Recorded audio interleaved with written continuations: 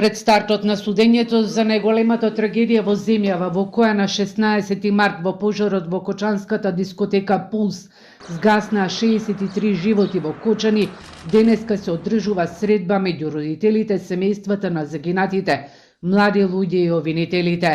Средбата се одвива 7 дена пред да почне најобемниот и најголемиот судски процес, закажан на 19 ноември во судницата во Скопскиот затвор Идризово. Родителите за Телма велат дека на денешната средба со обвинителите очекуваат да слушнат како се одвива еден судски процес, бидејќи некои од нив и првпат ќе влезат во судница. Во изминатите 2 недели со нив работат и психолози со цел полесно да се справат со емоционалниот стрес или притисок додека трае судењето и сведочат обвинетите. За трагедијата во Пулс има 34 обвинети и 3 правни лица.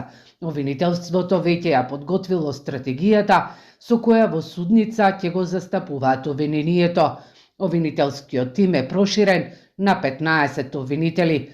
Семејствата на загинатите од Кочани се организираат и за 30-тиот марш на ангелите, кој ќе се одржи оваа сабота во Скопје. Тие на 15 ноември маршираат за вистината и како што велат од граѓаните не бараат сожалување, туку бараат да дојдат на маршот во Скопје и заедно да чекорат со нив за ангелите. Мајките завиени во црно се огледало на нашата душа. Една од пораките кои утринава беа испишани на споменикот Олимпија во центарот на Скопје, како најава за саботниот протестен марш за загинатите во Пулс.